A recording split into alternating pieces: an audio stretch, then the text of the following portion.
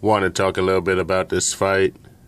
First off, you have to be ready at a moment's notice when you get that phone call. From what we've been told from these boxers, see, unlike me, if I was the boxer, I would just be making the phone calls instead of the last second you're being thrown in there with a world-class opponent. But anyway, Shawn Porter showed up and did what he had to do. I'm not saying he was the one being thrown in there, but Shawn Porter was still, short notice about the situation. So Shawn Porter still had to be ready at a moment's notice. Andre Berto, it seems like what I like about these two is they both are developing. Remember, they both were undefeated at one time, very heavy prospects in the 147-pound division. You got Shawn Porter, who lost to Kell Brook. You got Andre Berto, who lost to Victor Ortiz. And both of them have, I think, done better with the loss on the record than if they were undefeated. I think Shawn Porter got a little bit sidetracked.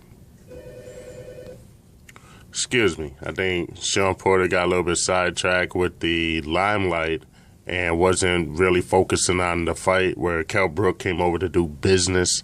And I saw that when the pictures and the lights and the weigh-in was going on, you could tell that Shawn Porter was really overwhelmed by such the popularity that he had received at that time. So I think a lot of criticism has went to Andre Berto ever since his loss. And then he got the bricks beat out of him by Guerrero. Some people thought it was a dirty fight. There were a lot of dirty tactics in that fight. But overall, I mean, Berto comes to bring it, and that's what I like about Berto. Just to throw it out there, where do they go from here? Just to throw it out there, why not fight each other? What's wrong with these two fighting each other? Berto versus Porter. That would be a hell of a fight. I don't see why it can't be made. Both of them just got off a fight, which means they should be well ready in time for the next fight, and make it happen. They have nothing to lose. A lot of money can be gained from this fight because we don't know the outcome of this fight. Both of them are, I think Berto has 2 losses now, where Porter has just the 1, but you can definitely put them both in the same bracket. Porter throws, I think, way too many body shots. He tried to switch it up a little bit. And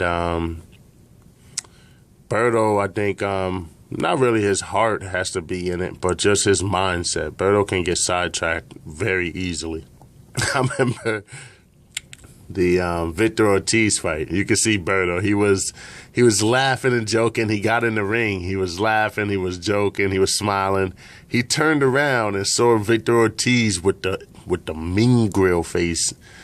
And this nigga Berto just switched up his whole style and started staring like crazy and mad hard, like, you ain't gonna be staring me down.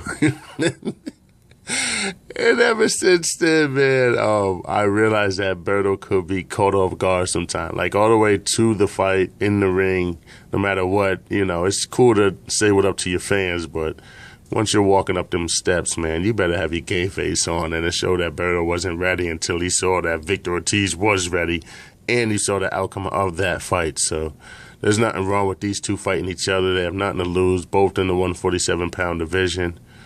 Al Heyman, make it happen, man. Al Heyman's giving me a lot of work to do. I didn't say that from before, but shout out to Al Heyman, because ever since this guy's been going away, and he said it.